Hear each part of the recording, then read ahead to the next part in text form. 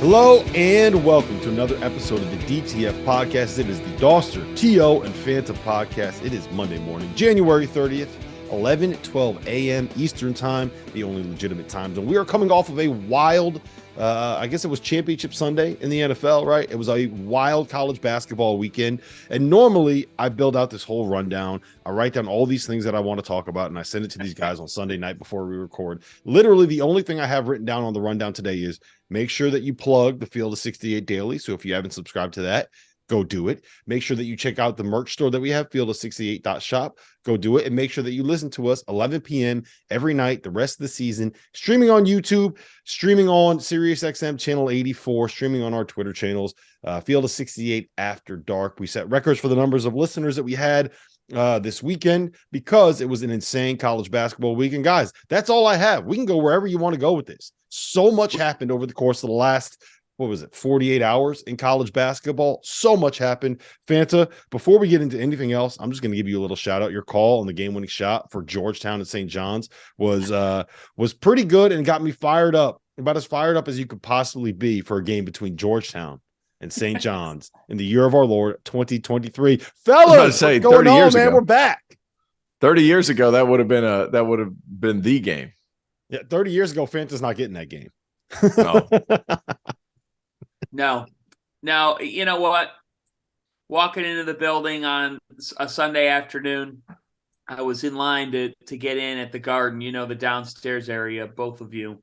And everybody's talking, security's talking, media are talking, and they're all like, oh, let's see what we see today. All right, here we go again. And I did look at a bunch of guys. I'm like, you know what? I said, and a glimmer came out of my eye. I said, you never know what you're going to see. You never know what you're going to see. It's the Garden, baby. When Spike Lee walked in and sat courtside, I said, you know what? Game on. Let's play some basketball. That's the beauty of college basketball, fellas. That's what college basketball represents. Because I'm just saying, in college football, had a game comparable to this been played, even a game-winning touchdown pass would not have resonated really with many people at all. Like, it would have been funny to see, but it wouldn't have resonated much at all. In college basketball, buzzer beaters are always fun, no matter who's doing it, how it's happening. They create this feeling in you. When you watch a buzzer beater, you're like, man, like that's big time, regardless of who hits it. So it was a great moment for AJ Storr. But I love this time of year because, especially this year, there's just so much wide openness, guys. There's just, everything's wide open. You think you know everything. We don't. I mean, we thought Alabama was the best team in America. And there's probably still an argument that they could be or whatever. But at least on this Monday, this is the first time, in my opinion, where everybody can be saying this today. Everybody. Purdue is the undisputed number one team in college basketball. End your arguments, end your counters. Right now, today, they deserve that title as number one. And if you are arguing for someone else, you're being stubborn. Correct. That's all you got. That's all you got for me, T.O. Correct. All right. Look. All right. So let's turn this thing forward. I agree with you on that one, Fanta. I want to ask you. Hey! It hit me. Something hit me. Hey, what did we say last week when we recorded this show that Kansas had lost 3 in a row? Was it this show or was it After Dark on Tuesday? Kansas had lost 3 in a row, and I was like, guys, if there's ever a time to buy low, it's right now because they get a day off. They get to gather themselves together. Bill Self gets to put his paws on them, gets to put his paws on him. And all of a sudden they show up at Rupp Arena and get a win. And Kansas is still really good, guys. I thought that Kansas State loss, a week and a half ago? I thought it lost them twice. And because they lost that one in emotional overtime, then they play TCU, who's just a wrecking ball, and it gets going. And then one thing happens and it snowballs. But this Kansas team's still really good. you can expect that to continue. So let me ask you this, Big 12 Tio. In a weekend where Alabama loses by 24, in a weekend where Tennessee drubs the team that was the best team in the Big 12 by the metrics, by the rankings, by everything in Texas, in a weekend where we see Zach Edey go for 38 and 13 and kind of solidify himself as the no question player of the year. I don't know, that might be over. Matt Norlander claimed that it's over. I don't know if I necessarily agree, but he's the very clear front runner. In a weekend where it seems like everybody is now on the same page with Purdue being the best team in the country. What's your biggest takeaway? Are you saying that Kansas going into Kentucky and getting that win, is that the biggest storyline for you? Like, is that the biggest? Kansas is still there. That's a huge storyline. I think the big storyline though is Zach Edey combining points and rebounds for 51 of them against the Michigan State team, like known for toughness. And Fanta, you had such a good line last night about his he's a generational type of guy. Like, they've had Isaac Haas, they've had some other 7-footers, and it's just, he is, quite frankly, guys, he's pretty incredible. Just the fact that how much he's improved from year one to this season in a Purdue uniform. Like, he's moving so well, he's so strong, he knows how to play, and those passes he made against Michigan State, like, he's putting them on a dime. And if he's able to do that, guys, I can't figure out a way to guard him. That's the biggest thing when you look at this Purdue team. Like, do you play Zach Edey one-on-one, let him get 50, and then hope everybody else stinks? I'm almost to a point where it's like, well, maybe. Like, I don't know how you approach guarding Zach Edey at this point. Yeah, you don't. Yeah, you don't. That's right. So you hope you get everybody else and then do what Rutgers did and just pressure the heck out of their guards. Yeah, you're talking about weekend takeaways. So I'll be contrarian. I thought Kansas would beat Kentucky. I think a lot of us did. Mm-hmm. That didn't surprise us. That money line plus 35 was quite tasty. Thank you, Bet Rivers. I needed that payout. I lost it all on 49ers money line, but that's a different story. I have some questions for you about that. Yeah, I was about to say, you got a lot of faith in that quarterback play. Well, and he lives in an area that he could really get criticized for that belief. Well, here's House divided. Plot. Yeah, I'm a 49ers fan. My son has been waffling on whether or not he wants to be an Eagles fan or a 49ers fan. Well, it's settled. Last Monday, right, was Chinese New Year. And what they did for like their school spirit thing was everybody had to wear red. So I put him in a George Kittle jersey going to school in South Jersey, specifically because he couldn't make up his mind. And I was like, if you're going to make up your mind now, we're going to find out who do you want to be a fan of? So he goes to school that morning. He comes home, he gets off the bus. He goes, Dad, can I get a Jalen Hurts jersey? I was like, yeah. So that night we ordered a Jalen Hurts jersey on Amazon. And now he is all in on being the Eagles. Like, he's got all him and all his little buddies like in the neighborhood. He got ridiculed from 8 a.m. to 3:30. Yeah. Well, now we know what he wants to be. So he figured it out. He wants to be an Eagles fan, which I honestly, like, I'm fine with. I'm curious your take on this, guys, because there's a lot of people that will tell you, like, you got to have your son root for who you root for. It's like, there's no loyalty here. Like, you're not a true fan. Well, I think it's more important to have your son be able to have his little crew, right? Be able to go watch games with his friends, be into it. That's the whole point. That's the whole point of being a fan, right? It's to be able to experience it with your friends. So yeah, I'm fine. Like, whatever he wants, as long as he roots for UConn, no Villanova here. Well, here's my weekend takeaway, guys. Like, because to me, Kansas beating Kentucky doesn't mean Kansas is back. If you stop believing in Kansas, I don't understand why. They went through a tough patch in the best conference in college basketball. And look, they got their butts beat by TCU on their home court, but they faced some very, very difficult road atmospheres. My takeaway is the Oklahoma win over Alabama.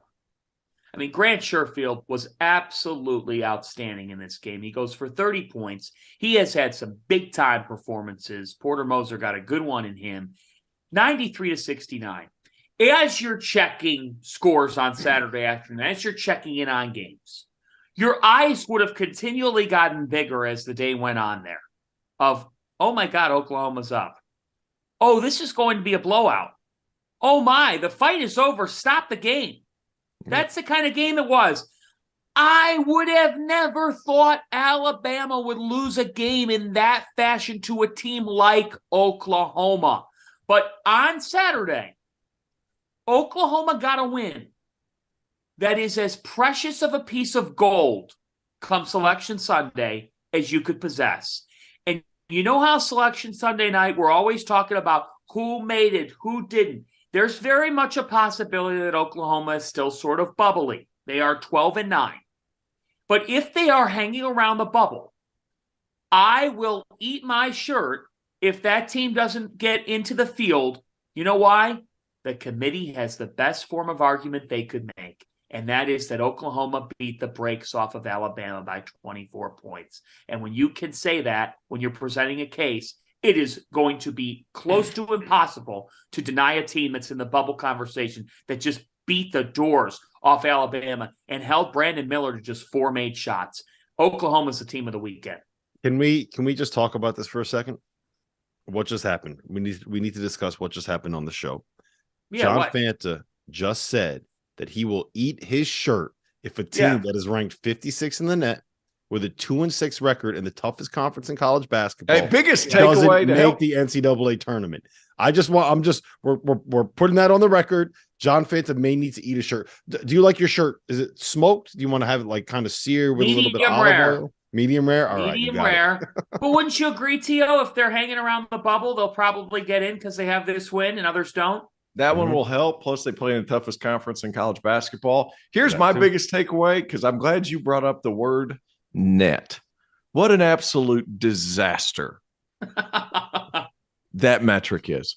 An absolute freaking disaster is the net. Crumble it up, throw it in the campfire, burn it. Just burn it. Get rid of it. They won't even disclose how this works. I've never seen teams will win games and drop 4 spots. What the hell are we doing? What are we doing? Nobody knows the formula. Help me find out the formula. Nobody knows. The reason they don't want to give out the formula is people because they're a bunch of blowhards. If they want to freaking find out, like, if they want people to understand, like, why here's the thing. Okay. Well, what happened is once people figured out the formula for the RPI, they figured out how to be able to game the RPI. So you could put together a schedule that was rigged to give you a really good RPI metric, right? And that's part of why they're not trying to put out exactly what the net score is. A lot of it has to do with like what other teams are doing, the teams that you've beaten. What have they done? Is someone that you lost to take another really bad loss? It's things like that. I don't know. I also think that the numbers are just so close that that you can't really look at it from like, oh, we went from 55th to 58th, right? You got to look at it as like we're kind of in that 50s. We're in the four, like, you know what I mean? Like they're just the values are so close that jumping over each other at that point doesn't really make much sense. But yeah, I hear you. It's weird how stuff like that kind of happens in the net. I'm going to ask you guys this. No, can I ask a question real quick? Because now I'm self-conscious. Blowhard isn't a bad word. No. Okay. Fanta just teed me up. I didn't know if like I got a technical foul or what. That's not a bad word. I didn't know if there was some kind of regional situation here, like tears and tires. Just want to make sure I didn't curse at somebody by accident. It came down from Indianapolis. You got a technical from the association. Oh, that's fine. Yeah, tell them to call me. Hey, big takeaway. You know who can coach his butt off? Absolutely coach.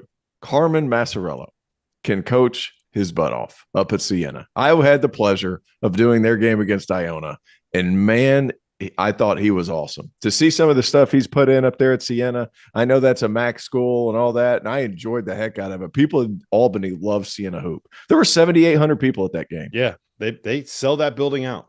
They absolutely sell that building out. It is an awesome place to watch basketball. And that was my first game with the mothership. And dude, it worked out about as perfectly as it could. And congratulations to you. Yeah, thank you for that. But Carmen, man, that dude can coach. And how personable is that guy? I mean, he was great. So many good storylines up there. But Siena basketball, like that is a situation. A lot of fun. Yep. All right. So I want to ask you this, T.O. We talked a little bit about Alabama losing. Tennessee smacked around Texas. They are currently ranked number 1 in the net. I'm assuming they're probably going to be ranked number 2 in the AP poll when that comes out today. They're number 1 Wait a minute. on KenPom. Houston's won in the net. I meant number 1 on KenPom. Tennessee's one in KenPom. Yeah, regardless of what it is, they're 1, 2. They're no matter where you look, they're going to be one of the top 2 teams in America, right? We've been on here before and we've said that we're worried about this Tennessee team. I said it on Saturday night. I'm worried about the fact that there isn't really a go-to guy. They're great defensively. I think that things changed a little bit since they've gone to the smaller lineup and able to space the floor. Where do you stand, T.O.? Tennessee, Alabama, who's the best team in that conference? I know Alabama hasn't been playing their best. Looks like Tennessee's really kind of figured this thing out and they're kind of rolling. Do you have a take? Do you have a side? Or are they just 2 great teams? It's a 2-horse race. It's a 2-horse race. And the thing with basketball, and we've said it, but I think we said it last week, like, it's not football. Like, you can catch a bad night where 5 dudes just don't have it. So it's like, it's hard to penalize what, Alabama going to play at Oklahoma and getting their brains beat in. Like, they just didn't have it. And then the other team had their absolute best game of the season. Like, so there's something to be said there. I just think this Tennessee team, because they're so freaking big, and if they're figuring out some things offensively, my man Julian Phillips needs to touch the ball a lot more. Still needs to touch the ball a lot more. But it's the fact that Tennessee has different guys that can get hot. Like Olivier Namaka, like he had Kamwa, excuse me, Namaka. I played against Olivier Namaka in Sweden. Olivier Kamwa. Like, you need to, like, they have a lot of different guys that can beat you on a given night. I'm worried about them a little bit. I'm really? worried about them. Every time I buy into Tennessee, the bottom falls out. Every time I sit here over the course of the last 5 years, ever since Rick Barnes got there, as soon as I start believing in Tennessee, the bottom falls out of it. So I'm mostly I think that they're very, very good. What I'm concerned about is what happens when you get in a close game and you need a bucket, right? Maybe you're not getting things out of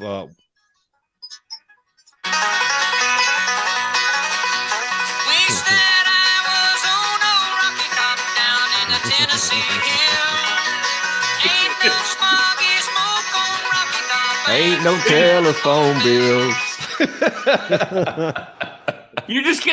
You did what any Tennessee fan would do as they're listening to Rob. They would just turn it on louder. Sorry, go ahead. No, who are you giving the ball to in a big moment, right? Is it Zakai Ziegler, who's 5'9"? Is it Santi Vescovi, who is about as quick as I am these days? No kidding. I think Julian Phillips, I know you love him, T.O., but either he's not ready or Rick Barnes does not believe he's ready or whatever it's the second one. It's the second one. Okay. It's Rick doesn't believe he's ready. Yeah. But at the same time, the dude gets to the foul line and he can knock down shots and he's quick enough to get people on his hip. That is my concern. The one thing that makes me feel good about them moving forward is that they've gone to the smaller lineup, which means there's more driving lanes, which means Kamwa's at the 5, which means that you're able to space the floor a little bit more and things get a little bit easier offensively when you don't have that big fella Uroš Plavšić standing in the paint, blocking everything up. So that's a good thing, but it's still like, who's their NBA guy? Who's their pro? Who's their go-to guy? Who are you sitting Julian there? Well, I mean, we'll see. You might be right, but we'll see. Like he hasn't done it so far this year. So that's my biggest question. If you don't have a stud, if you don't have an NBA guy, like, by the way, let me ask you this question. I got a question.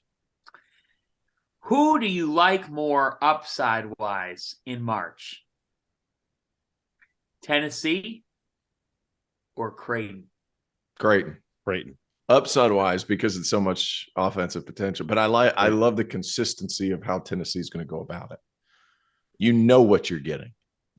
And those dudes defend.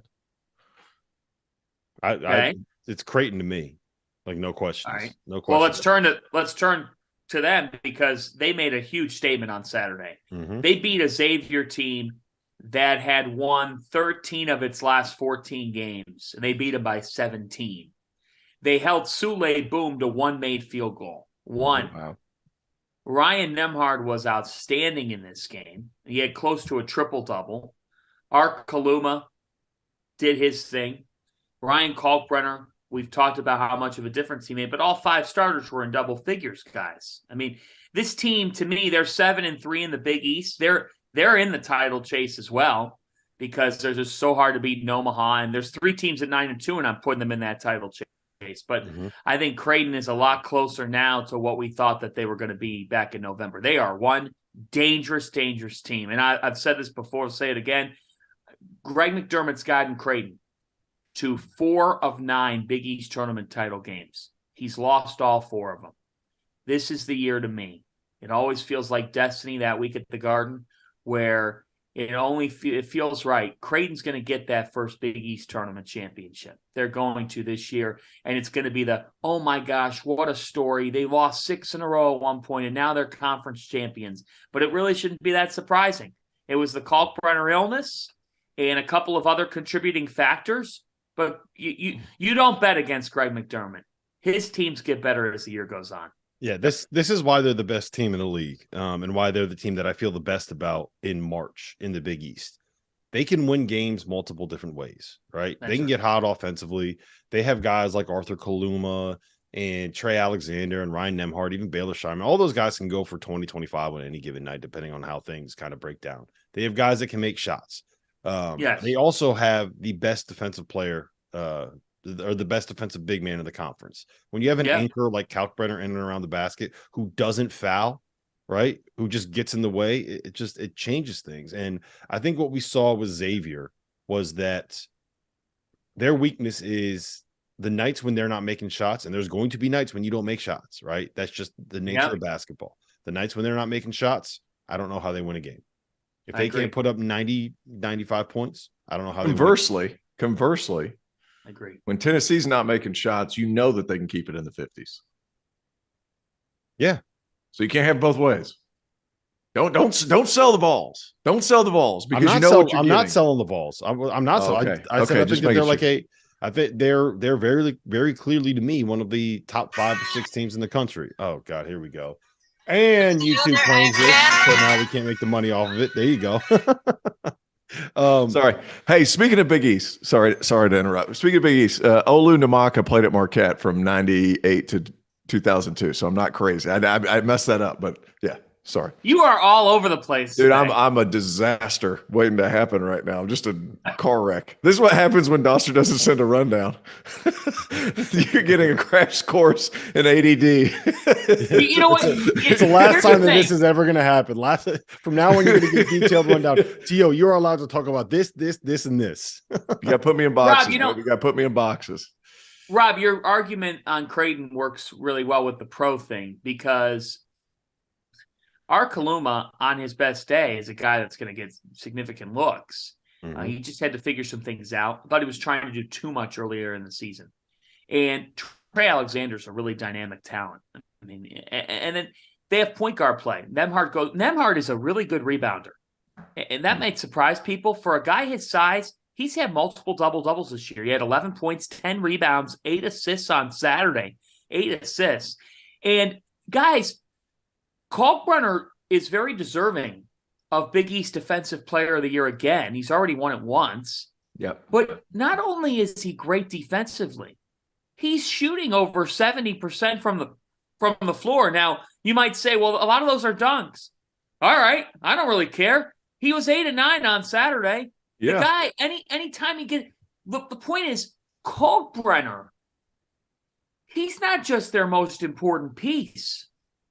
I would argue that he is one of the most 15 valuable players. Yeah. 15 to 20 valuable players in the sport nationally. I'd put him in the top 10 just because it's proven. That? Yeah, I'd put it like most important players to their team. Kalkbrenner's up there. Simply, dude, we've seen proofs in the pudding. That's what my high school coach used to say. Proofs in the pudding. Like, look what they did without him. It was a disaster without him. Yes. So now, like the way they guard defensively, if they don't have him in the middle, like it's a problem. So, I'm with you. So they're 7-3, and then you've got Xavier, Marquette, Providence, all at 9-2. Who's going to win this regular season? Man, is it going to be fun. No one's going to win it outright. It's going to end up being there's like 2 or 3 teams tied at 16-4, 15-5. So wow. that's what it's going to end up being. I don't think there's going to be an outright winner. And if there is, it's going to be by like one game. This is going to be the wildest race. I said it the other day. I think that the race for a conference title in the Big East is going to be the most exciting race. And the place that you want to be for championship week, no question about it, Madison Square Garden.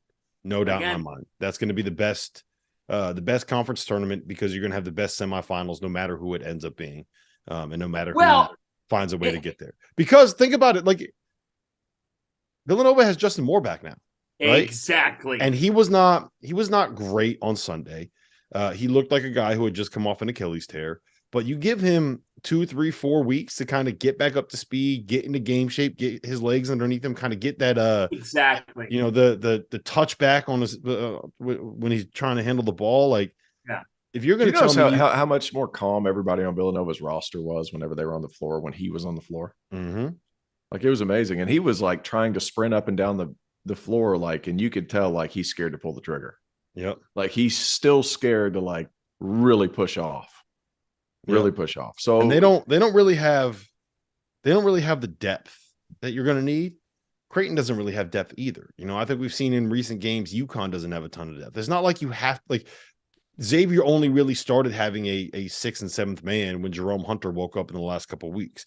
So if you can give me a healthy Justin Moore with Caleb Daniels, Cam Whitmore, Eric Dixon, and Brandon Slater, with Mark Armstrong and Jordan Longino coming off the bench, like that is a team. Sounds like a Final Four team. Sounds like a Final Four team. You do because not it was wanna, a Final Four team. You do not want to play that team in March once they get going. Like I think the possibility of getting an at-large bid is probably gone from Villanova at this point. Like they probably need to.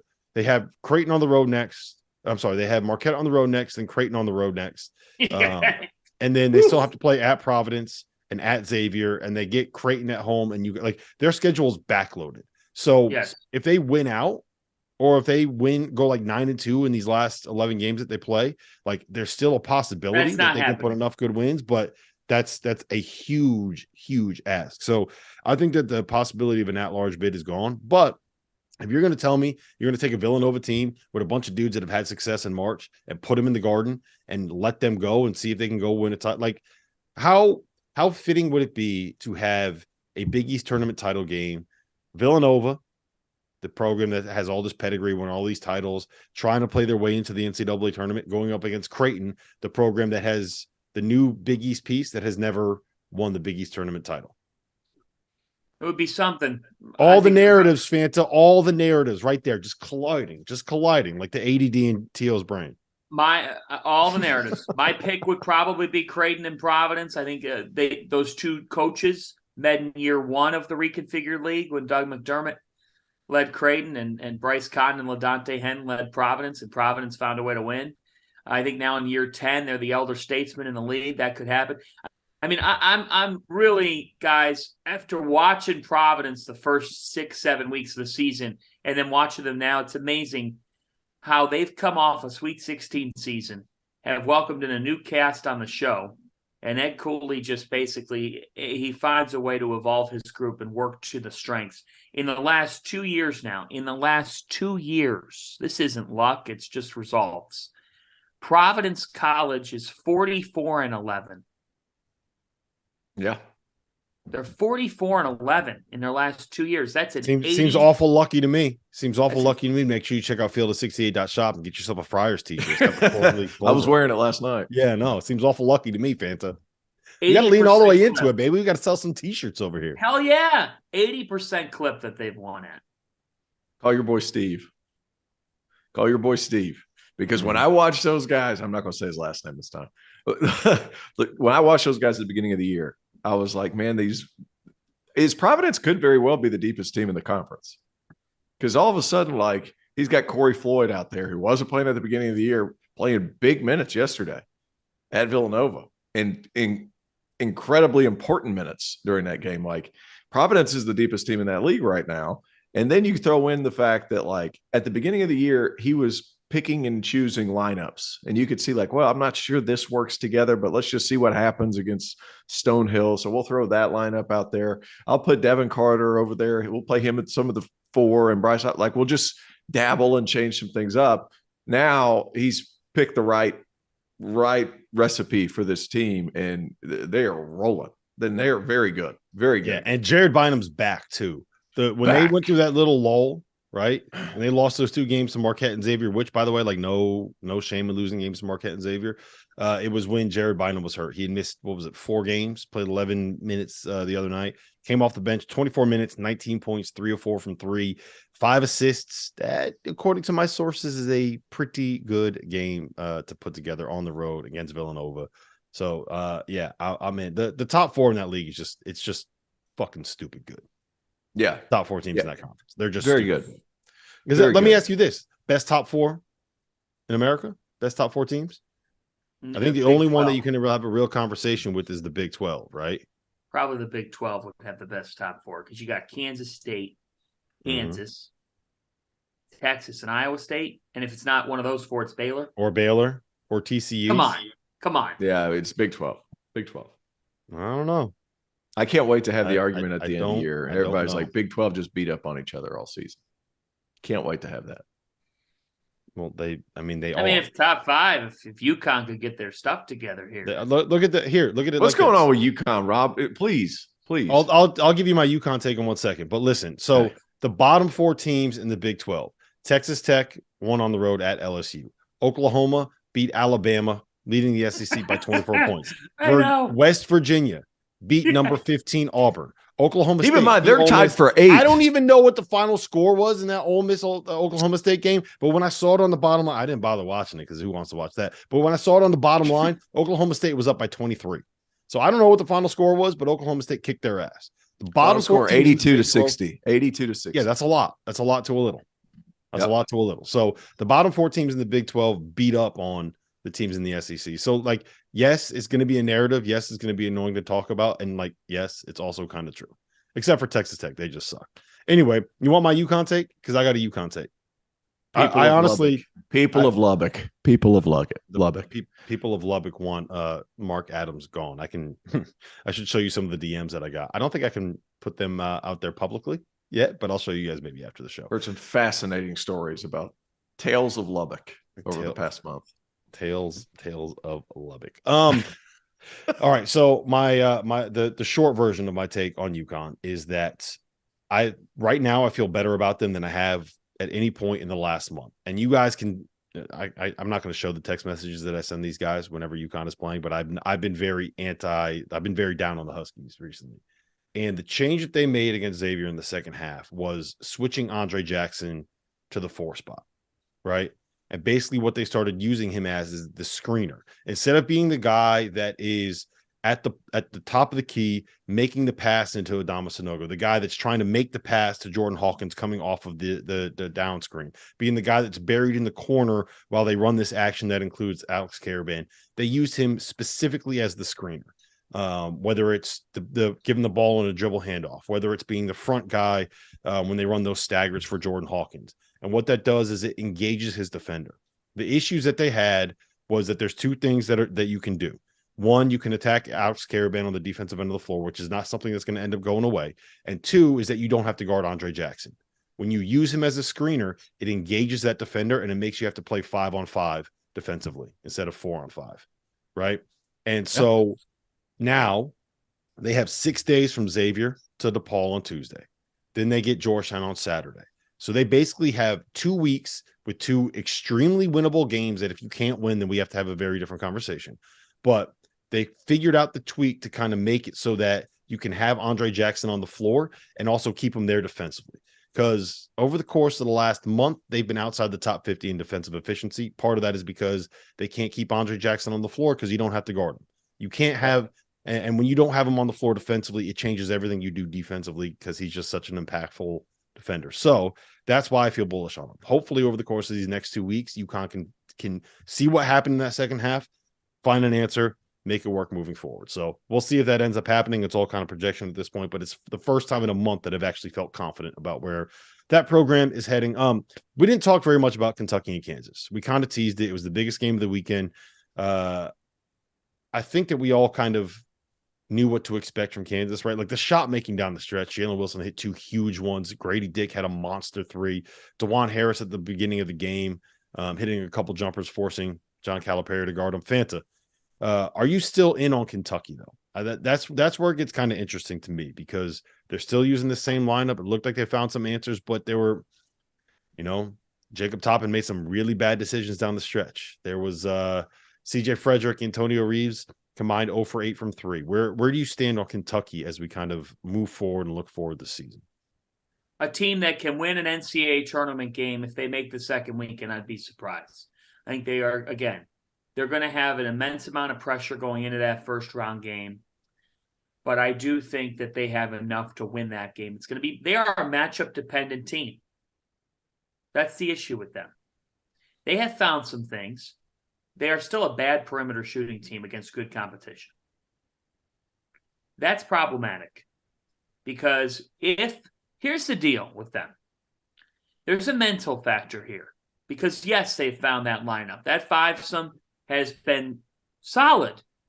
Like they went from, putrid offense to being solid.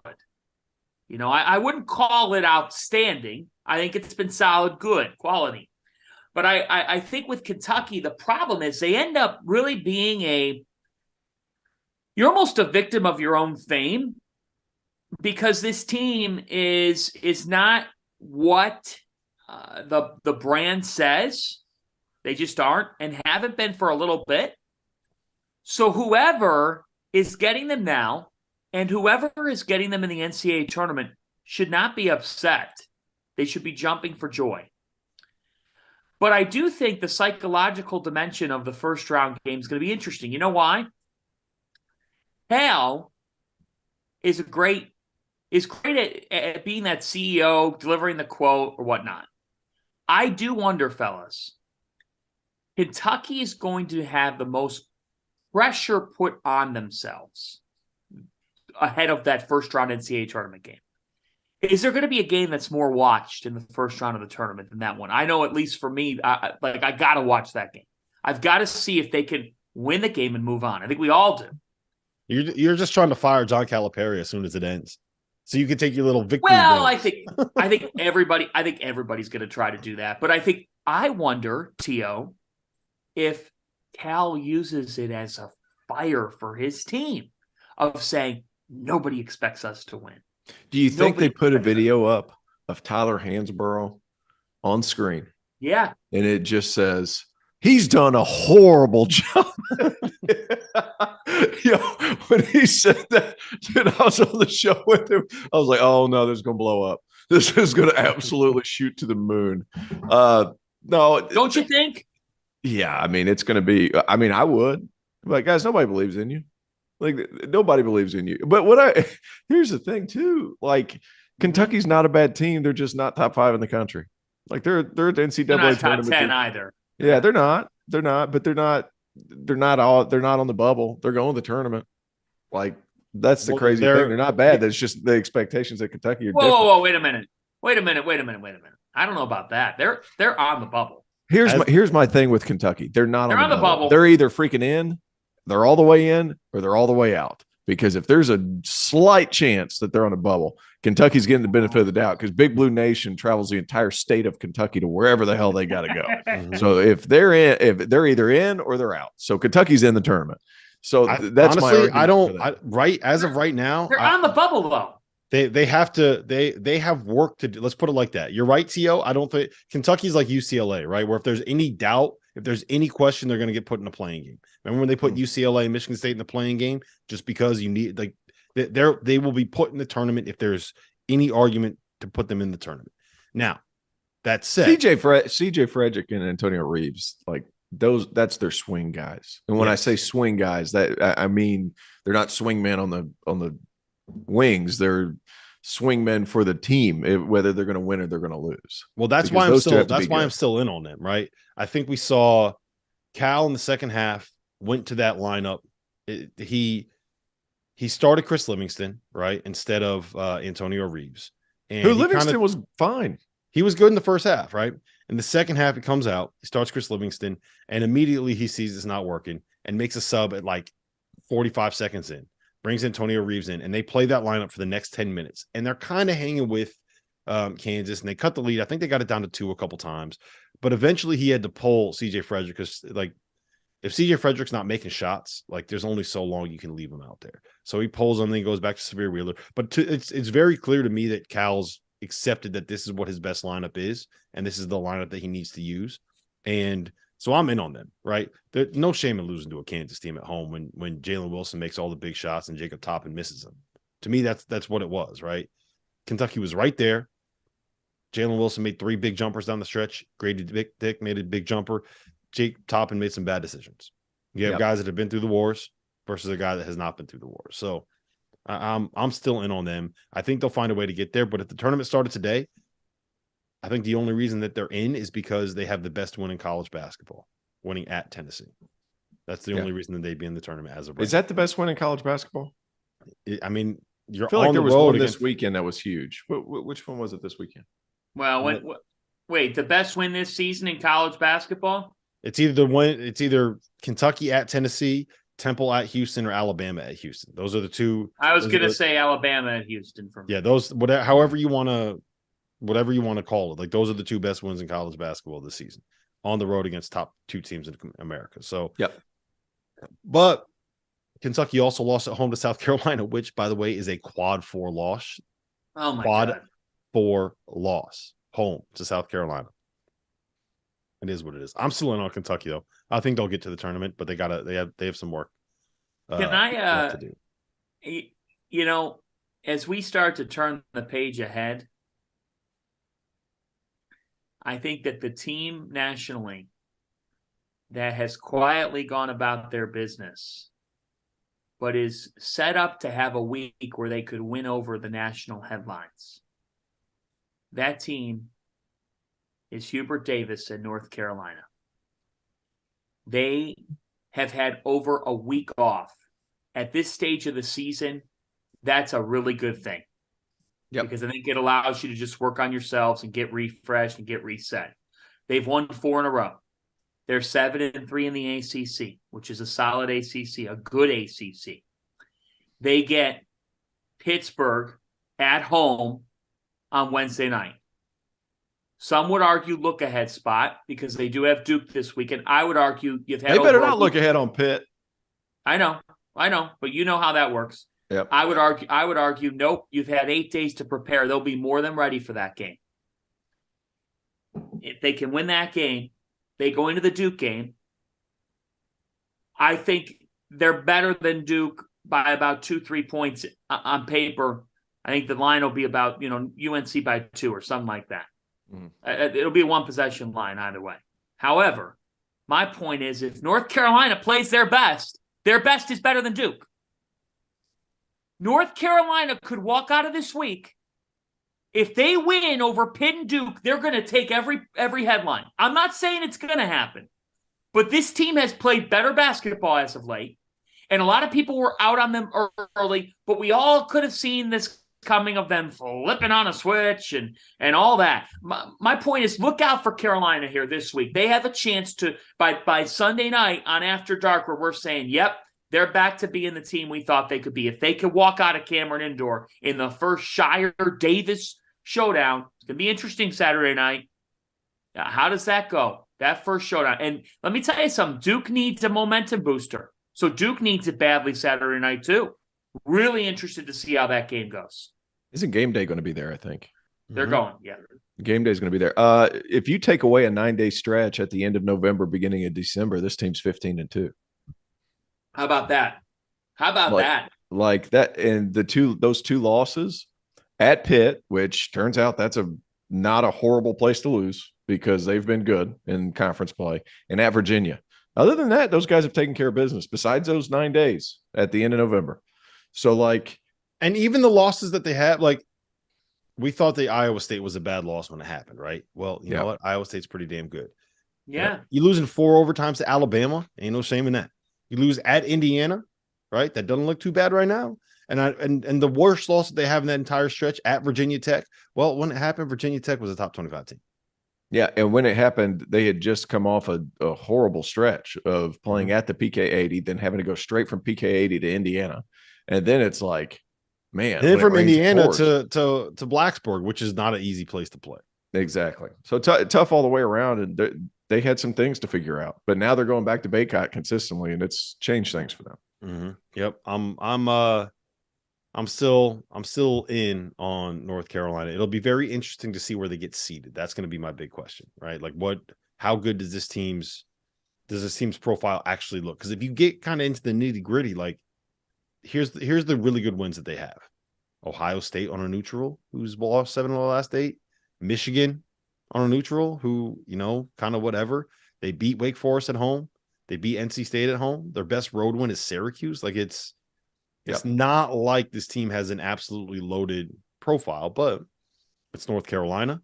They're coming off a run to the national title game, and they have all these players. So they also have a bunch of games down the stretch that can change some things. I want to ask you guys about the top of the ACC. Let's go into that conversation, then we can get into the Big Ten a little bit, and then we can kind of wrap this thing up. But NC State is for real, man. Like DJ Burns might be my favorite player in the country. Like this dude.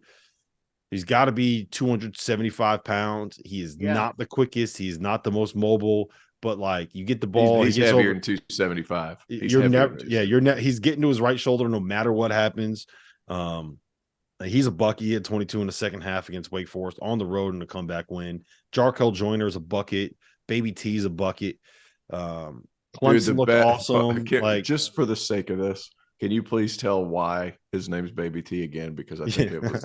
We had him on After Dark. I love it much. I don't know if you know this, Fanta. We had him on After Dark, and I asked him where the nickname Baby T came from. He goes, because my name's long, it starts with T, and I was a baby once. What a great answer. I'm all the way in on this dude. Like, yes, Baby T, let's go. The ACC is just such a fascinating conference to me this year, because if you look at Clemson is still winning games. They're still at 10-1. UVA is still right there. I think that they are we're not talking about them at all anymore. They're kind of completely off the radar from a national perspective. And it's Tony Bennett, and they're 16-3, and they're 8-2 in the league. Pitt's 8-3. North Carolina 7-3. Miami just completely melted down at Pitt in frankly, again, that they should not be losing. NC State's good. We know what Duke is. Wake Forest has been pretty good. The team is kind of creeping up. We talked about Villanova getting healthy and finding a way, like not a team you want to see in March. I don't think I want to play Florida State in March. I don't think I want to see them in the ACC tournament. I feel like I've been beating that point home because I knew they were going to get healthy. I've said, because now like they're going to they just screwed over the teams in the middle of that conference when it comes to the bubble. Those bubble teams in the middle, like you got to go play at Florida State. Guys, that is not an easy place to play. No. And like you go down there and play, it's crazy. They're serving beverages. It's one of the few places in that conference that serves beverages on site. And guys, they go insane. So like they have single-handedly kind of screwed over the league because now they're flirting with 500 in conference, and the teams that they're beating in the middle, it's turned into a quad 4 loss. Like that's the bad part about it. And now they're healthy. The net sucks. It's that one's also not the Nets' fault. Okay. It's the Nets' fault. It's the Nets' fault. That one's not the Nets' fault. That's not the Nets' fault. That's not the Nets sucks. I'm not disagreeing. The DJ Burns, he is basketball versions of William the Fridge Perry. Yeah. He is. He's a walking refrigerator with ballerina feet. That's what he is. So let me ask you guys this then. Out of everybody in the ACC, I just mentioned like 7 or 8 teams right there. I honestly think that NC State is the scariest one if I have to face them in March, right? Yes. Them in Miami. Miami for the same reason. They have guards that can go. Mm-hmm. Same reason I like Northwestern this year. You have 2 league guards that can create something and do something like that. Throws game plans out of the door, because like now, like you can scout plays all you want, but if Isaiah Wong can create something, if Terquavius Smith can create something, if Boo Buie can create something, like takes coaching out of the equation. Like that's the big difference with them. Yeah, the most dangerous team is NC State because of the fact that they just have dudes on any given night who could go for 20, 25, 30 Right. points. So you don't know where it's coming from. And they're defensively capable. They're a team, like they've got some dog in them. They really do. NC State plays hard. They play with intensity. They've been a connected group this year, which is the biggest difference for that program. And a very, very critical year for Kevin Keats. You tip your cap because they've been able to find success. The team that's most positioned to have success in the NCAA tournament, though, it's not NC State and it's not North Carolina. To me, it goes back to Virginia because Virginia has won 6 in a row. Virginia has a terrific level of experience, and they are a bitch to play because from a principal standpoint, they're just so tough to scout. Their defense is, as always, spectacular, but they're one of only 8 teams ranked in Ken Palm adjusted offense and adjusted defense in the top 25 in both those columns. The knock on Virginia has often been they're not great offensively. You know, they're this, they're that. They, to me, they've got a good offensive formula. Armand Franklin, Jaden Gardner, their ability to hit key shots. You know what you're getting from their lead guard play. They've got game managers there. They're not going to be turnover prone. And they do have a level of balance, an inside-out approach. I know they're boring. I know you're both looking at your phones. But Virginia... I'm playing with my ring. What? I'm paying attention. I'm playing with my ring. Are you handing I'm listening. I'm listening. I did answer. I'm not playing with my phone. I'm playing with my But my you know ring. what, I'm guys? listening. To me, the way that the Cavaliers are going, I think they could be a team. I think that Virginia could be a team that makes the Final Four. And we're all saying, well, this isn't a surprise. We all thought they could be this team. And it's like, yes, we did. But don't let the boring of UVA keep you from understanding just how good they are. I've always thought, and T.O., you tell me if this is crazy talk. I've always thought the fact that Virginia is boring, right, and the pace that they play at helps them. It kinda, of course. It takes you, one, it takes you out of any kind of rhythm and any kind of comfort zone. And 2, it creates so much pressure because, like, if you miss a shot, you know you're not getting that ball back for another 30 seconds. And you know that if you have an open look and you don't hit it, the next time down, it's going to be a nightmare to try to get, like, it plays a little bit of mind games with you, I think, playing against them and playing at that pace. I don't know if I – go ahead. Their offense matches their defense. Yeah. To where, like, they're going to bump and grind you the entire possession. And no matter what happens on offense, you have to come back and guard for 28 seconds. No matter what happened. And if they had, a few years ago when they won the national championship, they had Jack Salt tipping that ball out all the time. Yep. And then you'd have to guard another 20 seconds. And it was like miserable. And they're just going to take their time. It's like a running. I could make this comparison. It's like playing against a team that loves to run the football. Like, you're not going to get that many possessions. So you have to make those possessions count. Now, the flip side of that is the reason they got beat by UMBC is because UMBC was like, forget it. I'm just firing. And they can be susceptible to getting beat that way. If somebody gets hot real quick, and it's also not a team that's geared to play from behind. That's also a thing that hurts Virginia in the tournament because one game sample size, somebody can get hot. That's kind of my only counter to what you're saying, Fanta, but you're absolutely right. They have so many different guys. And I think Reese Beekman's the least talked about really good player in college basketball. I'm not going to say great, but really good player in college basketball. Yeah, he's a pro. My only, I've said this before and I'll say it again, but my only concern with this Virginia team is that you look at the best teams that Tony Bennett has had, and they're just like loaded with pros, like Justin Anderson and Malcolm Brogdon and Joe Harris and Anthony Gill and DeAndre Hunter and Kyle Guy and Ty Jerome, like pros and All-Americans. And this team is really good, but you don't quite have that level of player. Like, you have a bunch of guys that are really good college players that are old, which helps, but it's not, even people forget about Anthony Gill, right? But that dude has been playing overseas in some of the highest leagues for a long time. Good player. He was a guy that averaged like 14 and 8 for. Like they've had really, really high level players that whether or not they made the NBA, played a long time professionally overseas at a very high level. And I don't know how many of those dudes are on this team, which means that like I view them more as a team that's going to win a lot of games in the ACC and that can get a game or two in the NCAA tournament. I don't look at this team as one that can make a run deep into March. But I've been wrong about shit like They're that. They're at Syracuse tonight. Hey, for the record, bet it all on Virginia here because Tony Bennett's found the answer to crack that code. He knows how to beat the zone. Put the point guard in the high post, give him the ball there, spread the guards out. 2-guard front, throw it to somebody in the high post, spread the guards out, have the point guard dribble it back out. It forces that center to pull out and to guard the big guy, and it opens up everything in the paint to guard the point guard. That's what they do. Go back and watch the film. Yep, you're right. But the last person you saw do that, like he was able to back out and shoot it backing up. Mm-hmm. I was going to say, who can do that on this team for Virginia? Who can dribble the ball backwards, set their feet, and make a three from the top? Not a lot of people. I'm going Syracuse tonight. I think Syracuse beats them. Wow. All right. If you like being wrong, I think the formula with Syracuse having individual scores. It's going to be fun when people listen to this and the game's already happened so that they know which one of us sounds like a complete idiot. It's going to be me. I'll sound like an idiot, but I'll take this risk because of the styles. And I don't think the guy, what's the guy's name that was kind of a Ty Jerome? He could catch it in the high post and like back out and then shoot. He was one of the more underrated players of recent years. All right.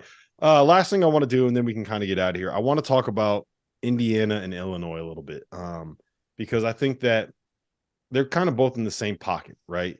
In the sense that we had very high expectations for them coming into the season. They both had a weird run in like December and January.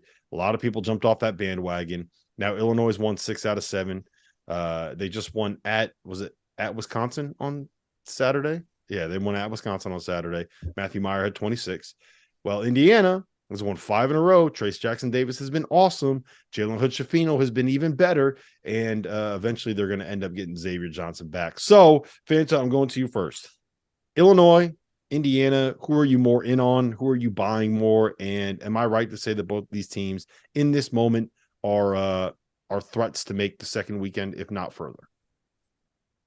Yeah, I'm buying Illinois, even though they got their doors blown off at home by Indiana. I'm buying Illinois' makeup more than I am about how they match up, particularly with Indiana. I thought Illinois just had a really bad night, and you tip your cap to Indiana, who's back in the AP Top 25, which literally just dropped moments ago. The Hoosiers are 21st in the AP Top 25. But for me, Illinois, the reason why I like their upside is because, again, Matthew Meyer has reminded us that he comes from winning. He had 18 in the second half of their win over Wisconsin on Saturday. Career day for Meyer. Terrence Shannon is a lead guard who makes things happen and who seems to be understanding what Brad Underwood's requiring from him, not every 2 or 3 games, but every time out. Coleman Hawkins has gotten better. He's been criticized, right?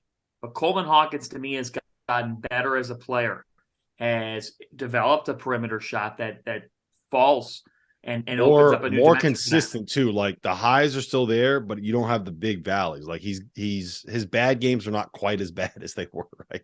No. What's Humble's line, T.O.? Directional schools. Directional. Yeah, but you know what? I'm gonna give him credit. Dane Danger to me when he's on also gives them an interesting presence. So for me, and I like their freshmen. I mean, I think that Jaden Epps is a guy that kind of serves as an X factor from time to time. I like their makeup, and they're good defensively. They're 18th in Ken Pom adjusted defensive efficiency, and as I look here, that's just one slot behind Purdue, who's currently 17th, which is a big reason why Purdue's number 1. I really like Jaden Epps. I like Jaden Epps a lot. I mean, he stepped up for them. He makes plays for them. He's beyond his years. He is not your typical freshman.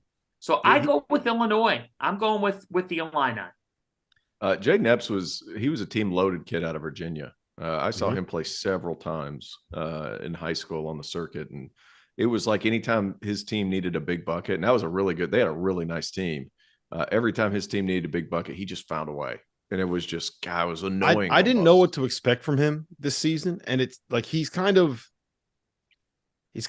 taken over that kind of point guard role where there's like a stabilizing presence when he's out there, right? Mm-hmm. Does that make sense? It absolutely does. He's better defensively than Sky Clark was. I think he's more of a he's more capable at kind of like, okay, we got to get the ball over here. We got to get the ball over here. We have Terrence Shannon who can play make. We have Coleman Hawkins to play. Like, I don't have to do too much. I just kind of have to be out here. Don't make mistakes. Don't turn the ball over. Make an occasional open shot. Do what coach wants me to do and make sure the ball gets where it needs to be. Because I mean, Dane Danger, Coleman Hawkins, Terrence Shannon, Matthew Meyer, like Sincere, like they got guys that can go get you a bucket, right? Whereas Jaden just kind of has to be there. Does that make sense? Yeah. You need ball movers. Mm-hmm. Like, all five can't score. Like, you got to have somebody that's willing to get up there and get rid of it. That's a big thing too. He's a nice player. I like Indiana's playing with a ruggedness over the past 5 games. And believe it or not, it's been this shit-talking Northwestern transfer, Miller Kopp, that I thought changed it for them a little bit. Because when they played Michigan State, he got a little chippy. And it was like, hey, man, this is what we're going to do. I'm here all day. And I could just hear his corny trash talk. I can just hear it. You know how you play against that guy that just says weird stuff in the trash talk and he thinks he's tough? Like, I could just hear Miller Kopp and what he's saying on the floor. And it doesn't drive me crazy, but it also makes me cringe a little bit, because I guarantee you he's saying some things that are just like, that was kind of lame, but it was kind of awesome because he's on my team and now my guys are fired up. Like, I could just see that. Jalen Hood Schifino's, I mean, guys, come on. Like, Special talent. Yeah, special guy, big, strong body. They've found out ways to be tougher than the opponent. They've got guys that are shooting above 40 now. So now that floor spacing out a little bit more for Trace Jackson Davis. You have Tamar Bates, Hood Schifino, and Miller Kopp out on the floor. That's like 41, 42, and 43%. I don't think I got the order right, but better point stands. The exact numbers don't matter. What matters is you have 4 guys that you have to run off the 3-point line. That's right. And if you have those guys, you have to run off the 3 guys, you have to run off the 3-point line. And if you have 3 dudes, you have to run off the 3-point line. All of a sudden, you basically have that, just everything in the paint opens up, which makes it that much more difficult to send 2 people at Trace, which makes it that much more difficult to keep him from getting to his right shoulder, which makes it that much more difficult to keep him from dunking on your fucking face, because that's what he does so well these days. That's what he does. Unbelievable. Yeah. All right. I have a question for you guys. Matt McCall brought this up Saturday on After Dark, and I think it's going to be the key to Indiana's season. If and when Xavier Johnson returns, right? You suddenly have a situation where this dude that came in as like an all Big Ten kind of a point guard, guy that was one of the best players in the Big Ten over the course of the last 3 weeks, month of the season. And he's coming back to a team that has kind of figured out what they do without him, right? Jalen Hood Schifino has kind of embraced this point guard role. I didn't know he had it in him quite to this level. He very clearly does. How does this change the dynamic if and when he comes back? I don't even know if he's going to come back, because if you got a broken foot, right, and you're trying to recover from the broken foot, maybe you don't want to come back when you're not 100% healthy. If you're trying to keep your draft stock, or I don't think he has draft stock, your professional stock high enough, like maybe it doesn't make sense. Maybe you don't want to risk it. But if he does, how do you incorporate him, T.O., without ruining the dynamic of what you have going right now? Because bring him off the bench. Okay, does that ruin? Like, does that mess with what you like? Is he? I guess you probably have to know the kid. Is he moody because of that? Yeah, but probably. I don't. Yeah. So how do you deal with that? You just say this is what it is. If that's a risk, do you want to bring him back, or do you just say, look, you were great? Well, yeah, you want to bring him back because he brings value. Yeah, he does. And keep in mind too, like, best case scenario, he's coming back from a broken foot. Was he going to play the last 4 games of the season? Hey, dude, like, this is where you're best. This is where you can help us right now. And if you have a monster game off the bench, it shows teams at the next level or whatever you're going to go next, like, you're willing to embrace a role. So you have to word it correctly. Obviously, when you're talking to certain guys, you word it correctly. Like, hey, man, our team is rolling. You can be a spark plug for us off the bench.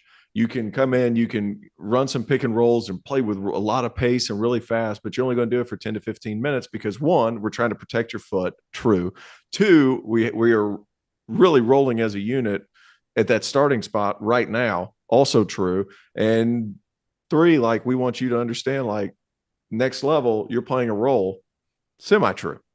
So, like, it's like you're going to have to sell it kind of, like Cooley sold Bynum on coming off the bench last year. Got to sell it. But at the same time, that's where he can provide value. And you just say, hey, this is what's going to happen. That's just what's going to happen. You can either be pissy about it or you can be great in your role. I think it also says a lot. It's on you. If he throws a tantrum and doesn't end up playing, like, I think that probably says a lot to NBA teams as well. Exactly. Right? A la Nick Smith. Probably more like EuroLeague teams. Maybe second division in Spain teams. No. He'll get a good job. Yeah, he's good. He's a player. Because he provides value at that one spot. That the one in Europe. I'm sorry, I know you're trying to close out the show. The one in the 5 spot at the European level, you're going to get shots immediately. The 1's position and the 5 position, you're getting a lot of leeway. The 2, 3, 4, they feel like they got people in their own country that can handle those spots. Decision maker, ball handler, pressure defensively, rim protecting big, alley-oop big. That's what they feel like they don't have. Fanta, was that a Monday Miller Lite? Oh no, Sprite Zero. I thought that was a Miller Lite for a second. That would have been awesome. One, we don't have any of the Miller brothers on the show, so it doesn't exactly fit. And two, it's Monday. Well, I guess it is afternoon technically. So it's Monday afternoon, and the Bengals lost, so you have a reason to celebrate. Well, that's true. God, that looked miserable, didn't it? How the cold Andy Reid that was. Bowl. The Andy Reid Bowl is set. Yep. I'm pretty excited for it. I am too. Your son is going to be able to talk shit the entire summer, Doster. I don't care. Look, I don't care enough about the NFL to not like enjoy. Like, if he's going to be all in on this Super Bowl, I'm going to fucking enjoy it. I might even go buy an Eagle shirt.